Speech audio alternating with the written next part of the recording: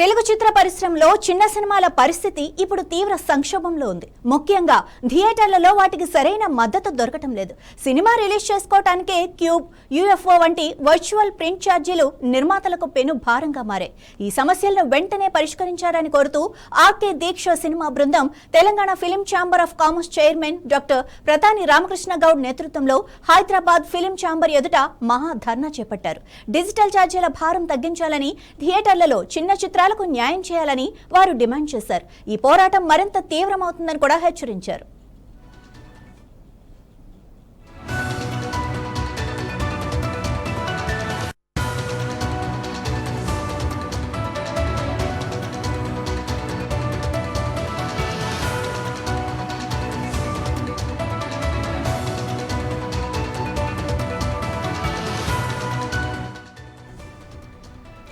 చిత్ర పరిశ్రమలో చిన్న చిత్రాల మనుగడ ప్రశ్నార్థకంగా మారుతోంది. చిన్న నిర్మాతలు తమ సినిమాలు రిలీజ్ చేయాలంటే విపిఎఫ్ ఛార్జీలు 5 నుంచి 10 లక్షల రూపాయల వరకు అవుతున్నాయి.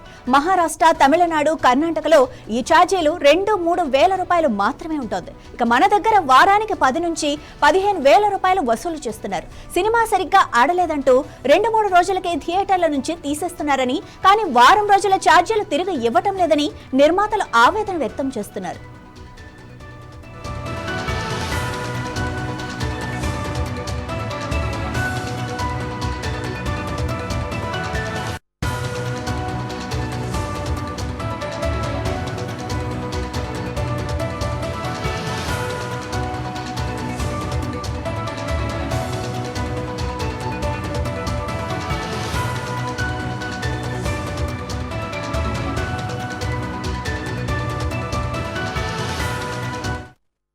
థియేటర్ల గుత్తాధిపత్యాన్ని, విపిఎఫ్ ఛార్జీల భారాన్ని తగ్గించాలని తాము ధర్నా చేస్తున్నామని ప్రతాని రామకృష్ణ గౌడ్ చెప్పారు.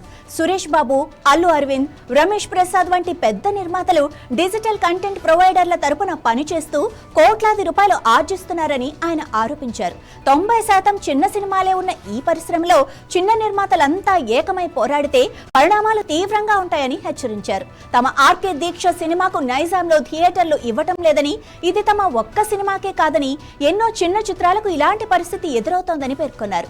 మల్టీప్లెక్స్లలో టికెట్ రేట్లు, తినుబండారాల ధరలు పెంచి ప్రేక్షకులను దూరం చేస్తున్నారని, అందుకే ఐబొమ్మ రవికి ప్రేక్షకుల మద్దతు లభించిందని గౌడ్ అభిప్రాయపడ్డారు.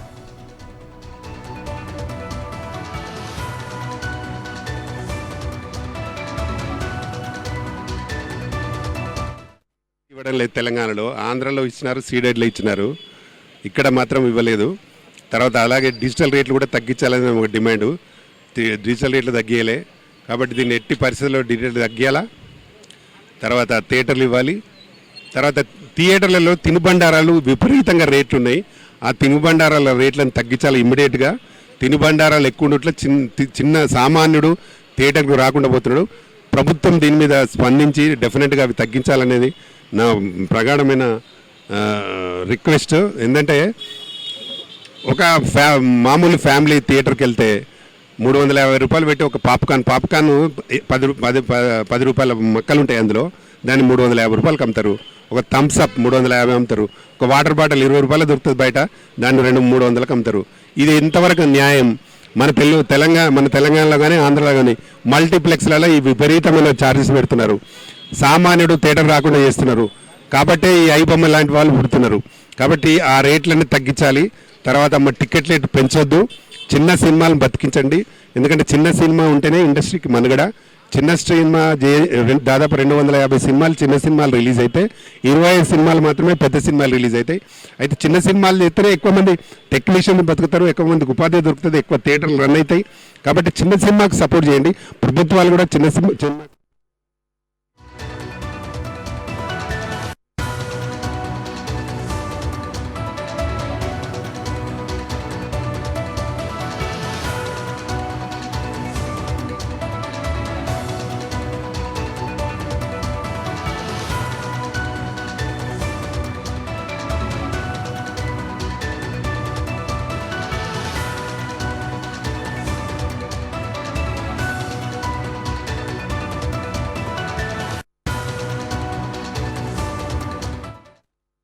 చిన్న చిత్రాల మనుగడ టాలీవుడ్ లో కష్టంగా మారిందని, చిన్న నిర్మాతలను ఎదగనీయటం లేదని గురురాజ్ వాపోయారు. ఆర్కే దీక్ష సినిమాకు థియేటర్లు ఇవ్వకపోవటం, వీపీఎఫ్ ఛార్జీలు భారంగా మారటం వల్లే ఈ దీక్ష చేపట్టామని తెలిపారు. చిన్న నిర్మాతలందరినీ ఏకం చేసి ఈ సమస్యలకు పరిష్కారం లభించేలా పోరాడతామన్నారు.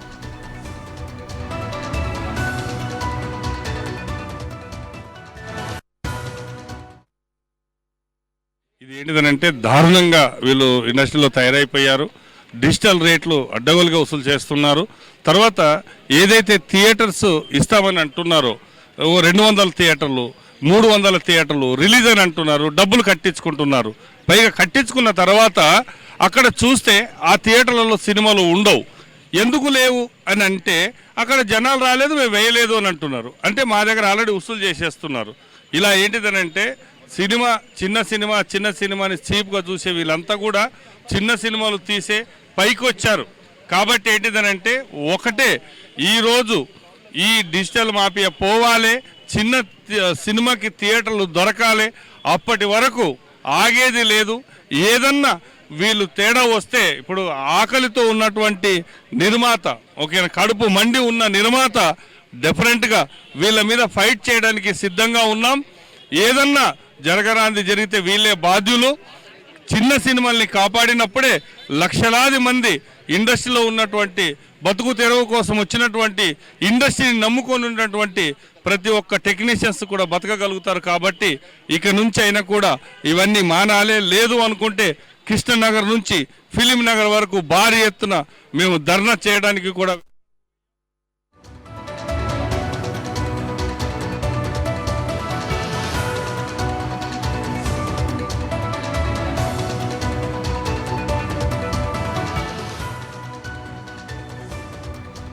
చిత్ర పరిశ్రమను కాపాడేవి చిన్న సినిమాలేనని, కానీ అవి అనేక ఇబ్బందులు ఎదుర్కొంటున్నాయని హీరో షరాజ్ మహదీ అన్నారు. సెన్సార్ దగ్గర కూడా చిన్న సినిమాలకు న్యాయం జరగటం లేదని, వీపీఎఫ్ ఛార్జీల పేరుతో కోట్లాది రూపాయలు ఆర్జిస్తున్నారని ఆరోపించారు. 1000 కోట్ల సినిమా అయినా, కోటి రూపాయల సినిమా అయినా సమాన న్యాయం దక్కాలని డిమాండ్ చేశారు. డిజిటల్ కంటెంట్ ప్రొవైడర్లు మొదట్లో ఉచితంగా సేవలు అందించారని, 7 ఏళ్ల తర్వాత ఛార్జీలు ఉండవని చెప్పారని, 12 ఏళ్లవుతున్నా అవి కొనసాగుతూనే ఉన్నాయని విమర్శించారు. అంటే నేను 23 ఇయర్స్ నుంచి ఇండస్ట్రీలో ఉన్నాను. 23 సినిమాలు చేశాను. చైల్డ్ ఆర్టిస్ట్ నుంచి ఉన్నాను.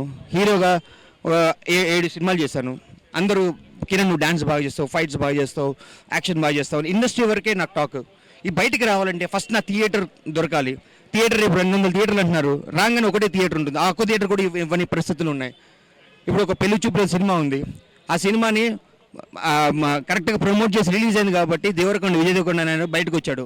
అలాంటి ఆర్టిస్టులు ఎంతోమంది అది దొరక్క, థియేటర్లు దొరక్క, మా దగ్గర టాలెంట్ లేదు, లేకపోతే తీసేసేయండి.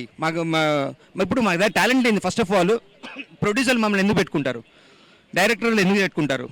కానీ ఇన్ని చేసి ఇంత కష్టపడి వచ్చేసరికి మాకు థియేటర్లు ఇవ్వబోయేసరికి చాలా బాధాకరమైన సంఘటన. నాకు ఇంతకుముందు సినిమాలు జరిగింది కాబట్టి ప్రతాన్ రామకృష్ణ గౌడ్ లాంటి చైర్మన్, తెలంగాణ ఫిలిం ఛాంబర్కి చైర్మన్, అంత పెద్ద వ్యక్తితో సినిమా చేస్తున్నాను, చాలా ఆనందంగా ఎల్లుండి సినిమా అనుకుంటే ఇక్కడ మీరు థియేటర్లు ఇవ్వకపోతే మేము ఎక్కడ చూపించుకోవాలి, ఏం చేయాలి? సో ఇది మా ఒక్కడి ప్రాబ్లం కాదు, ఇది అందరి ప్రాబ్లం. చిన్న ఆర్టిస్టులే కాదు, చిన్న టెక్నీషియన్స్ అందరి ప్రాబ్లం. ఎన్నో కళలు కంటూ వస్తారు ఇండస్ట్రీకి. మీరు ఇక్కడికి డైరెక్ట్ చంపేస్తే ఎట్లా?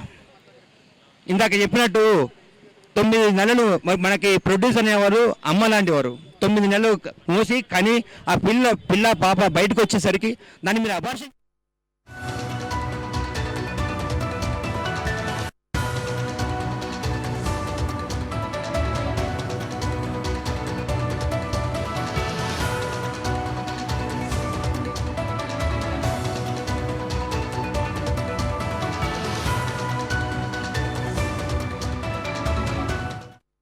మొత్తానికి తెలుగు చిత్ర పరిశ్రమలో చిన్న చిత్రాల మనుగడ కోసం డిజిటల్ ఛార్జీల భారాన్ని తగ్గించాలని, థియేటర్లలో వాటికి సరైన ప్రాధాన్యత ఇవ్వాలని కోరుతూ ఆర్కే దీక్ష చిత్ర బృందం చేపట్టిన ఈ ధర్నా ఒక ముఖ్యమైన మలుపు.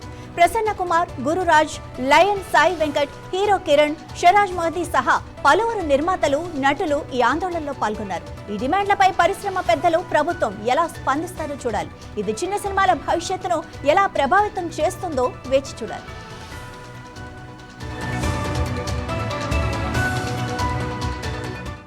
ఇదే విషయానికి సంబంధించి మరింత సమాచారం మా ప్రతినిధి రాజ్ కుమార్ అందిస్తారు. రాజ్ కుమార్, చెప్పండి, ఇలా సడన్ గా అంటే ఒక ఆర్కే దీక్ష లాంటి చిన్న సినిమాల కోసం ఇలా ఒక దీక్ష చేపట్టడం వెనుక అసలు రీజన్ ఏంటి? ఎందుకు ఇలా చేస్తున్నారు? Right Madhavi, good evening. Digital ఛార్జీలు తగ్గించాలంటూ ఫిలిం ఛాంబర్ వద్ద ఆర్కే గౌడ్ మరియు దీక్ష సినిమా టీం అంతా కూడా ఒక మహాధర్నా ఈరోజు చేపట్టారు. సో దీంట్లో నిర్మాతలు కూడా చాలా మంది సంఘీభావం తెలుపుతున్న పతాని రామకృష్ణ గౌడ్, నిర్మాతల మండలి సెక్రటరీ ప్రసన్న కుమార్, అదేవిధంగా గురురాజ్, లయన్ సాయి వెంకట్, హీరో కిరణ్, ఇలా చాలా మంది వీళ్ళకి యొక్క ధారణకు సంఘీభావం తెలుపుతున్న పరిస్థితి. అయితే చిన్న సినిమాలు ఎవరైతే చేస్తున్నారో వాళ్ళ మనుగడ కష్టమైపోతున్న పరిస్థితి. కేవలం పెద్ద సినిమాలు చేస్తున్న వాళ్ళకే ఇండస్ట్రీలో ఎక్కువగా అవకాశాలు ఉన్నాయి. కానీ చిన్న చిన్న నిర్మాతలు ఏదైతే చేస్తున్నారో లో బడ్జెట్ తో చేస్తున్న ఈ సినిమాల్లో థియేటర్స్ లో రిలీజ్ చేసుకోవాలంటే చాలా కష్టమైన పని. దానికి ఎక్కువ ఛార్జీలు కట్టాలి. ఆ తర్వాత వర్చువల్ ప్రింట్ అంటే డిజిటల్ ఏవైతే ఖర్చులున్నాయో అవన్నీ కూడా కట్టడము తడిసి మోపడవుతున్నాయని వీళ్ళు అపోహపడుతారు. వీళ్ళు ఇబ్బందులు పడుతున్నారు, ఆరోపణలు చేస్తున్నారు, విమర్శలు చేస్తున్నారు, అసహనం వ్యక్తం చేస్తున్నారు. వాస్తవానికి వేరే రాష్ట్రాల్లో, ఇటు కర్ణాటక కానీ తర్వాత మహారాష్ట్ర కానీ ఇలాంటి రాష్ట్రాల్లో కేవలం 2 నుంచి 3 వేలు మాత్రమే ఈ డిజిటల్ ఛార్జీలు ఉంటే, మన తెలంగాణలో ఇక్కడ ఈ 2 తెలుగు రాష్ట్రాలకు సంబంధించింది ఇక్కడ తెలుగు సినిమా ఇండస్ట్రీలో మాత్రం దాదాపు 15,000 రూపాయలు ఖర్చు చేస్తున్నారు. అది కూడా ఒక 2-3 రోజులు సినిమా నడిచి మళ్ళీ ఆగిపోతే ఆ డబ్బులు కూడా మళ్ళీ నష్టపోతున్నామని. అంటే చిన్న నిర్మాతలు ఎవరైతే ఉన్నారో వాళ్ళను కాపాడుకోవాల్సిన బాధ్యత ఎంత ఉంది ఇండస్ట్రీకి. అందరూ పెద్ద పెట్టుబడిదారుల వైపు వెళ్లకుండా ఇటు ఎవరైతే చిన్న చిన్న నిర్మాతలు ఉన్నారో వాళ్ళ ఇండస్ట్రీలు కూడా నడవాలి. ఎందుకంటే దీని మీద చాలా మంది ఆధారపడి బ్రతుకుతున్నారు. కాబట్టి ఈ డిజిటల్ ఛార్జీలు తగ్గించాలి అనేది వీళ్ళ యొక్క డిమాండ్. ఒకప్పుడు కొన్ని సంవత్సరాలకు వెళ్తే ఏఎన్ఆర్, ఎన్టీఆర్, ఆ తర్వాత వాళ్ళ సమయంలో చాలా మంది వాళ్ళు రామానాయుడు కావచ్చు, మిగతా వాళ్ళందరూ కూడా ఆదరించే వాళ్ళు చిన్న సినిమాలను. కానీ ఇప్పుడు నయా ట్రెండ్ ఏదైతే ఉందో వాళ్ళ తర్వాత నెక్స్ట్ జనరేషన్ ఏదైతే ఉందో రామానాయుడు కొడుకు సురేష్ బాబు కావచ్చు, మిగతా వాళ్ళందరూ కూడా చిన్న నిర్మాతలను పక్కన పెట్టి ఇండస్ట్రీని చాలా ఇబ్బంది పాలు గురి చేస్తున్నారు. దీనివల్ల చాలా మంది ఉపాధి కోల్పోనే అవకాశాలు ఉన్నాయని ఇప్పుడు ఈ యొక్క ధర్నాకి ఇవాళ పిలుపునిచ్చారు, ధర్నా చేస్తున్నారు. దీని మీద ప్రభుత్వము అటు మా సంబంధించిన సినీ పెద్దలు కూడా జోక్యం చేసుకొని ఈ సమస్యను పరిష్కరించాలని కోరుతున్నారు. మాధవి, మరి ఇంతవరకు అంటే ఈ దీక్ష చేపడుతున్నారు కదా, ఈ సినిమాకి సంబంధించిన పెద్దలు ఎవరైనా దీని గురించి స్పందించారా అసలు? సో ఇంతవరకు అయితే వాళ్ళు ఇంతవరకు అయితే అఫీషియల్ గా అయితే స్పందించలేదు. దీని మీద చర్చలు జరుగుతున్నాయి. రామకృష్ణ గౌడ్ వారి పోరాటానికి మద్దతు ఇస్తున్నారు కాబట్టి ఇలాంటి మహాధర్నాలు ఇంకా జరగాలి. చిన్న నిర్మాతలు చావు బతుకుల్లో ఉన్నారు. ఈ చిన్న సినిమా ఇండస్ట్రీని కాపాడడానికి పెద్దవాళ్ళు ఎవరైతే ఉన్నారో వాళ్ళు కూడా జోక్యం చేసుకోవాలి. చిరంజీవి లాంటి వాళ్ళు, నాగార్జున, వెంకటేష్ లాంటి హీరోలతో పాటు పెద్ద పెద్ద నిర్మాతలు, డైరెక్టర్లు కూడా జోక్యం చేసుకోవాలి. చిన్న సినిమా పరిశ్రమకు గనక కొంచెం హెల్ప్ చేస్తే, కొంచెం సహకరిస్తే అనేక మంది జీవితాలు కూడా ఈ సినిమా ఇండస్ట్రీ మీద ఆధారపడ్డాయి. కాబట్టి సో ఈ యొక్క డిజిటల్ ఖర్చుల భారము మేము భరించలేకపోతున్నాం. కాబట్టి దయచేసి ఖచ్చితంగా దీని మీద జోక్యం చేసుకోవాలని ఒకవైపు పెద్ద నిర్మాతలకు, పెద్ద హీరోలతో పాటు ఇటు ప్రభుత్వానికి కూడా విజ్ఞప్తి చేస్తున్నారు. ఇంతవరకు అయితే దీని మీద ఎలాంటి అఫీషియల్ ప్రకటన అయితే రాలేదు. కానీ చర్చలు అయితే కొంతమంది జరుపుతున్నట్టుగా మనకైతే సమాచారం వచ్చింది. ప్రభుత్వం తరపు నుంచి కూడా ఇంకా ఎలాంటి సమాచారం అయితే వాళ్ళు అఫీషియల్ గా ఎంతవరకు చేయలేదు. మరి వాళ్ళు ధర్నా చేస్తున్నారు. ఈ ధర్నాను వీళ్ళు కొనసాగిస్తారా, ఈ ఆందోళన ఇంకా ఎక్కువ చేస్తారా, లేకపోతే ఎలా ఉంటుందనేది మనం వేచి చూడాలి. Right, thank you Raj Kumar.